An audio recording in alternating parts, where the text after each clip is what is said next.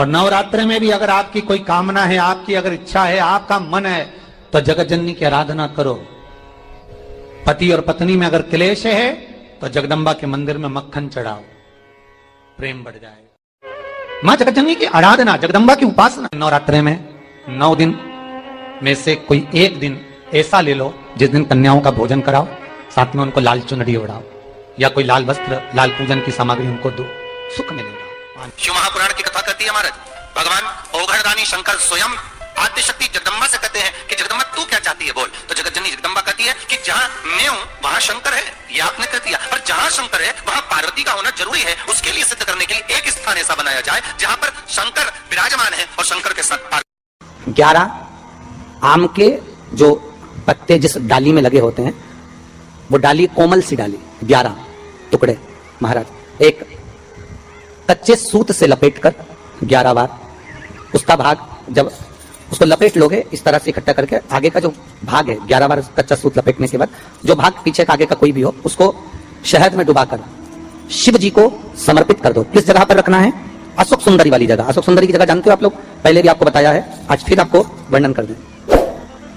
जैसे ये गोल जलाधारी है, ये शिवलिंग रखा है, ये 2 जहां से पानी बह रहा है बाबा के चरणारविंद, राइट में श्री गणेश जी का स्थान, लेफ्ट में कार्तिकेय का स्थान, बीच में अशोक सुंदरी की जगह। शंकर भगवान की 6 लड़कियां हैं, भगवान शंकर के 13 बच्चे, 13 बच्चों में से 6 लड़कियां, उस 6 लड़कियों में से एक लड़की का स्थान, भगवान शंकर की एक बेटी का स्थान, अशोक सुंदरी का स्थान सामने पद्म पुराण में स्पष्ट किया। यह स्थान अशोक सुंदरी का, बीच में जो अशोक सुंदरी का स्थान है महाराज, उस जगह पर शहद का मुख, जो शहद आपने भिगोया है, उस शहद का मुख शंकर जी की ओर कर इसी चैत्र के महीने में, इन्हीं नवरात्रि में शंकर भगवान के उस अशोक सुंदरी की जगह पर शहद का भाग शिव जी की ओर रख दें। महाराज अगर घर में संपदा की कमी हो या कोई पैसा खा गया हो, रुपया नहीं दे रहा हो, पैसा अटक गया हो, तो उस शहद को शिव जी की ओर मुख कर उस आम के पल्लव की जो डंडी है उसको 11 डंडी को रख दीजिए और उससे अपनी कामना कर आ जाइए। हो सके उस शहद में से थोड़ा सा शहद किसी रुमाल पर, किसी कपड़े में लगाकर उसको रख लीजिए। जिस व्यक्ति से पैसे लेना है, जिस व्यक्ति से पैसे मांग रहे हो, उससे एक बार जाकर मिल लीजिए, एक बार उसको खबर कर दीजिए। बाबा चाहेगा भोलेनाथ तो नवरात्रि में ही पैसा वापिस आ जाएगा, अगर शिव कृपा कर दे। ये बाबा की करनी। आम का पल्लव कोई साधारण नहीं जिसको कलश के ऊपर रखा जाता है, शिव की कृपा। शिव मंदिर कौन कौन जाता है? जरा हाथ उठाओ, सब लोग उठाओ, जितने लोग जाते हो। सब जाते हो ना? एक नियम बना लो, शंकर जी के मंदिर में जाओ। क्या नियम बनाना है? कि शिव जी पर जब जल चढ़ाया और जल चढ़ाने के बाद वो जल जब पूरा की पूरा नीचे चले गए, ठीक है, पूरी पूजन कर लो, संपूर्ण पूजन। और संपूर्ण पूजन करने के बाद जब जल नीचे चले गया और जल कुछ बचा ही नहीं, तब 2 क्षण आप बैठे रहिए, अपनी हथेली हाथ की उस जो जलाधारी है उसमें से जो पानी नीचे गिरता है उसमें अपने हाथ की हथेली को लगाकर रखिए। 2 बूंद, 3 बूंद, 4 बूंद पानी तो भगवान शंकर स्वयं दे देगा। थोड़ा इंतजार करना, पानी सूख भी गया होगा तो 2 बूंद तो मेरा देव अधिदेव महादेव फूल में से भी चढ़ाएगा। आप वो जो 2 बूंद पानी मिले उस जल को लेकर घर पर आइए और आपको ऐसा लगता है कि मेरा शरीर ठीक नहीं है, या रोग हो गया, या बीमारी हो गई, या दुकान नहीं चल रही, या व्यापार नहीं चल रहा, 4 धंधे बदल लिए, प्रयास करो, रोज शिव मंदिर जाओ, पूजन करने के बाद थोड़ी देर बैठ जाओ, आप 2 बूंद जल लेकर आओ और उस दुकान पर या अपने शरीर पर लगाना प्रारंभ करिए, अपने आप सब कार्य सफल होना प्रारंभ। औषधि है, औषधि। तब केवल एक बेलपत्री पर रखा हुआ एक चावल का दाना नारी का हाथ का स्पर्श कराकर स्वधा माता का नाम लेकर अशोक सुंदरी की जगह मालूम है सबको, अशोक सुंदरी वाली जगह पर केवल चढ़वा दीजिए, वो बच्चा पूर्ण तरह से 90 महीने में ही जन्म लेगा, 8वें में नहीं, और स्वस्थ, उसकी स्वस्थता रहे। क्या नाम लेना है? नाम बोलो पहले, जम के बोलिए।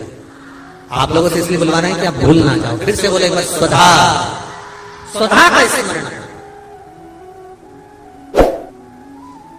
स्त्री, नारी और पुरुष, चाहे बेटे हो चाहे बेटियां हो, नारी हो पुरुष हो, ये उदर से जुड़ा हुआ हरनिया, उदर से जुड़ी हुई पथरी या जो भी एक पत्र आए हैं, पत्र बहुत सारे आए हैं पर समय निकलता है इसलिए इस पत्र को हम लोग नहीं कर रहे। पत्र इधर भी है, बहुत सारे हैं पर, और लोगों ने लिखा बड़ा सुंदर सुंदर है। इसमें आया है कि एक बच्चे के 5 पथरी है और पथरी की 8 पड़ गई, वो भी किडनी लीवर। तो जिसने पत्र लिखा है वो चाहे पुरुष हो चाहे स्त्री हो, चाहे बेटे हो चाहे बेटियां हो, अगर उधर से जुड़ा हुआ कोई भी प्रॉब्लम है तो स्वधा का नाम स्मरण और शिव जी पे चढ़ाई गई एक दुर्वा, एक बेलपत्र या एक चावल का दाना और जल, ये बहुत फल देने वाला। प्रयोग कर कर देखिएगा। अभी तो नवरात्रि चल रही है, नवरात्रे में जब 5वां दिन नवरात्रे का रहे, चैत्री नवरात्रे का 5वां दिन रहे, और मान लो कि आपके घर में किसी बच्चे की, लड़के की या लड़की का या मंगल विवाह नहीं हो रहा हो या शादी नहीं हो रही हो, या उस लड़के लड़की के लिए बहुत प्रयास कर लिया आपने और उसकी शादी हो ही नहीं रही, अथक प्रयास आपने कर लिया और उसका मंगल विवाह नहीं हो रहा, तो ये देवी भागवत में स्पष्ट कहा गया, देवी भागवत में वर्णन किया गया है, देवी भागवत में वर्णित किया गया। और देवी भागवत में कहा गया कि आम का जो पत्ते होते हैं, आम का जो पत्ता होता है, आम का जो पल्लव होता है, उस आम के पत्ते पर हल्दी और सिंदूर, इन दोनों से स्वस्तिक का निर्माण किया जाए। देवी भागवत का संवाद है, बहुत ध्यान देना महाराज। जिन कन्याओं का विवाह ना हो पंचमी के दिन, नवरात्रे की कोई सी भी पंचमी, मतलब जो पंचमी तिथि पड़ेगी, कोई भी नवरात्रा हो, चाहे वो 4 नवरात्रे में से, चाहे वो पौष का हो, अश्विन का हो, चैत्र का हो, आषाढ़ का हो, किसी भी नवरात्रे में आप कर सकते हैं। एक पान के पत्ते पर, एक ही पत्ते पर जो 2 स्वस्तिक बनेंगे, एक हल्दी का बनेगा, एक सिंदूर का बनेगा। बस अंतर इतना है, जो हल्दी का स्वस्तिक है उस पर कंकु के चावल अर्थात रौली के चावल, रौली कुंकू के चावल रखना है, और जो सिंदूर का है उस पे हल्दी के चावल रखना। इतना रखकर जिस लड़का लड़की का विवाह नहीं होता उसकी हथेली पर रखकर उसका नाम और गोत्र बोलकर महाराज उसको ले जाकर नीम के पेड़ के नीचे उसको रख दिया जाता है। मात्र 3.5 या 4 महीने ऐसे रहते हैं जिसके अंदर उस लड़का लड़की का विवाह पक्का हो जाता है। जिसका विवाह नहीं होता केवल उसी के लिए। सती कथा में कही थी कि नवरात्रे एकम से प्रारंभ नहीं होते, अरे अमावस्या की रात्रि से प्रारंभ हो जाते, इसलिए उसको कहते हैं नवरात्रे। क्योंकि नवमी के दिन माता जी का विसर्जन हो जाता है, जवारों का विसर्जन हो जाता है, व्रत करने वाले कन्या पूजन भोजन भंडारा कराकर विराम दे देते हैं। तो नवमी की रात्रि उसमें नहीं जुड़ा पाती, उसमें रात्रि अगर जुड़ती है तो ये अमावस्या की रात्रि से जुड़ना प्रारंभ होता है, तब जाकर वो नवरात्रि पूर्ण हो पाती है। पितृलोक में पितृ जैसे निवास होकर भी इंतजार करते हैं। 4 नवरात्रे हैं तो 4 ही श्राद्ध हैं। आज मौनी अमावस्या है, श्राद्ध का विराम हो जाता है और कथा अर्थात नवरात्रे प्रारंभ हो जाते हैं दूसरे दिन। तो यहाँ शास्त्र कह रहा है जैसे हमें प्रतीक्षा रहती है कोई अच्छे कार्य की, कि घर में कोई शुभ कार्य हो, घर में कोई अच्छा आयोजन हो तो अपने को आनंद होगा, प्रसन्नता होगी। उसी तरह हमारे जो पूर्वज चले गए, जो पूर्वज चाहे वो अधोगति में गए हों, चाहे वो देवगति में गए हों, चाहे वो पितृलोक में निवास कर रहे हों, तो जितने भी पितृलोक में निवास करने वाले पूर्वज होते हैं वो भी ये विचार करते हैं कि हमारे घर के वंश द्वारा, हमारे वंशजों द्वारा कोई ऐसा सत्कर्म हो जिससे हमारे जीवन की वितृप्ति हो और हमें आनंद की अनुभूति हो।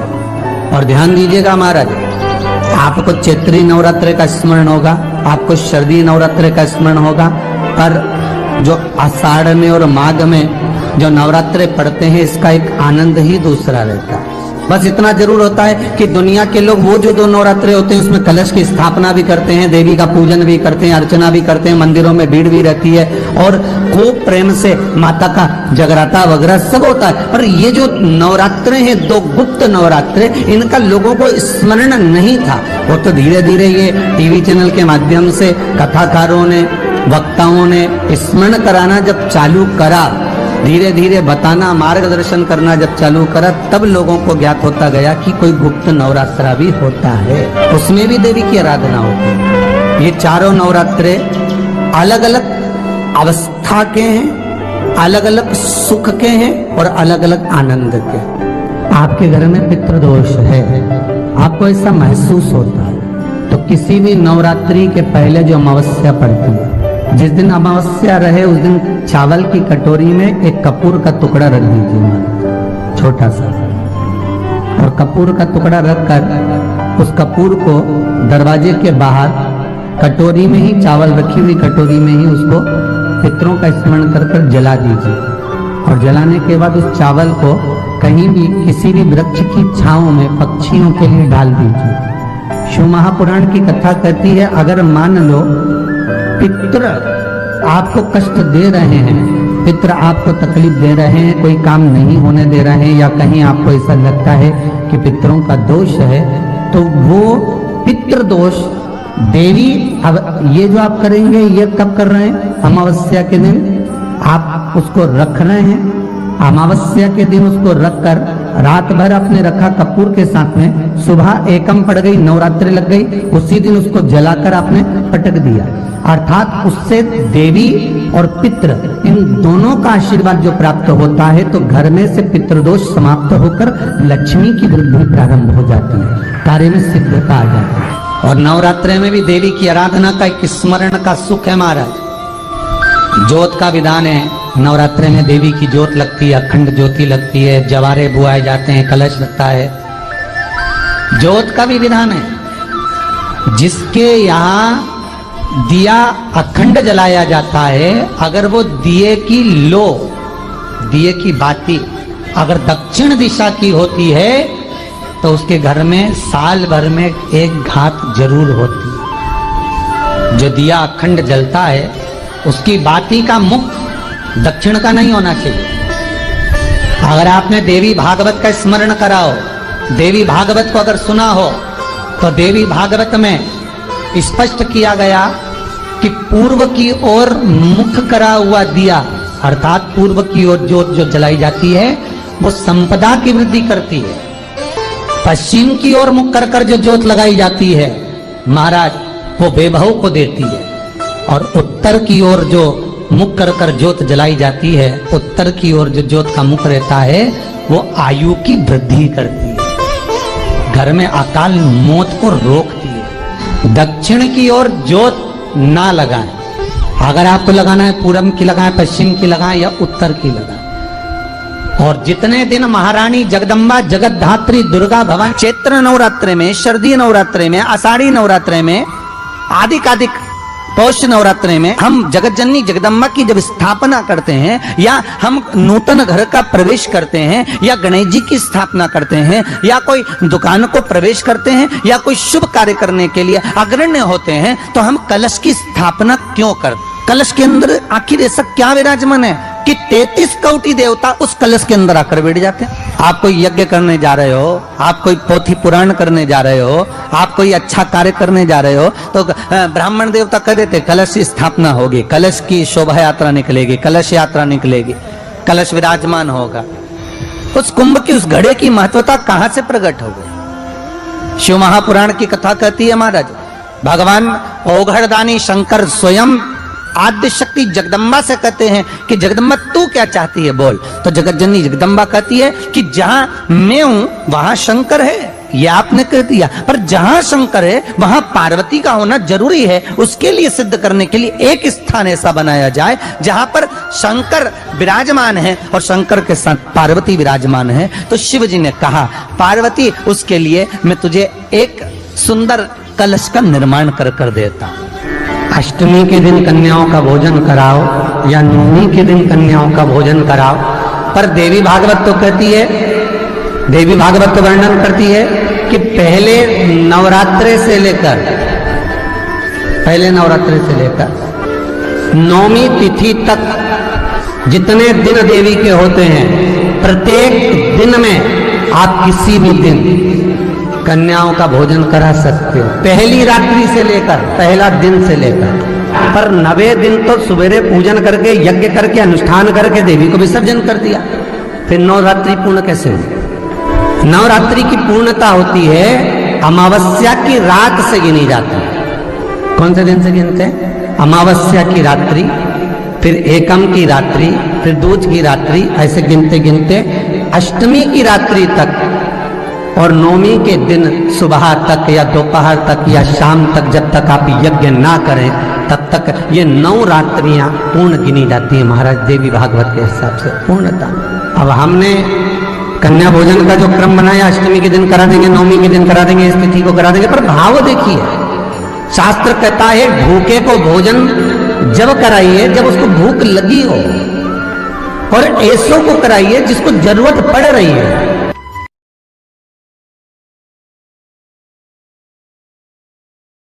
हर हर महादेव, श्री शिवाय नमस्तुभ्यं। मेरे चैनल को सब्सक्राइब करें और बेल आइकन प्रेस करें, जिससे कि आपको लेटेस्ट वीडियो की नोटिफिकेशन मिल जाएगी।